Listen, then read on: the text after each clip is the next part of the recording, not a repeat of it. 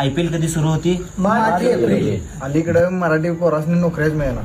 काय डोंबल्याला मिळतील दिवसभर मोबाईल त्यांच्या हातात आहे ना. गेम आणि त्या नको त्या वेबसाईटमध्ये आपली पोरं भरकटल्यात. माया.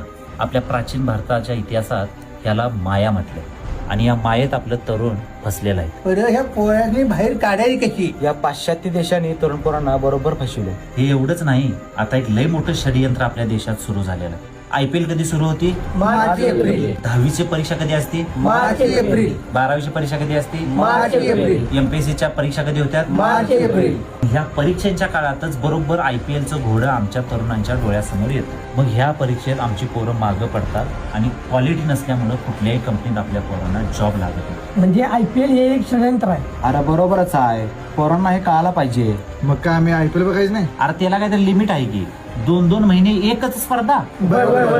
होय. माझं तर असं म्हणणं आहे, तरुण पोरांनी एक वेळ तासभर ग्राउंडवर खेळा. खरं उगाच त्या मोबाईल मध्ये IPL बघत बसू नका.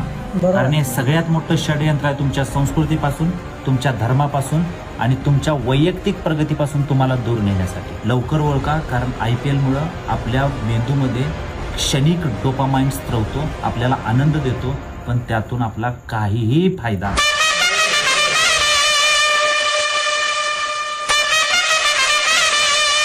IPL कधी सुरू होती? March April. अलीकडे मराठी पोरासनी नोकऱ्याच मिळणार. काय डोंबल्याला मिळतील दिवसभर मोबाईल त्यांच्या हातात आहे ना. गेम आणि त्या नको त्या वेबसाईटमध्ये आपली पोरं भरकटल्यात. माया.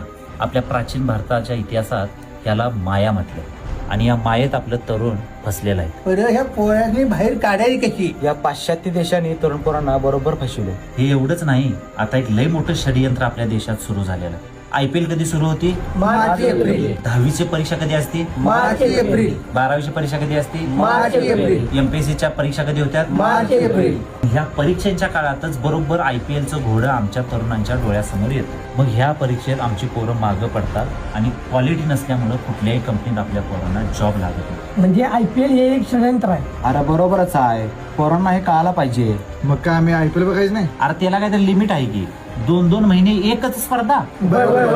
होय. माझं तर असं म्हणणं आहे, तरुण पोरांनी एक वेळ तासभर ग्राउंडवर खेळा. खरं उगाच त्या मोबाईल मध्ये IPL बघत बसू नका.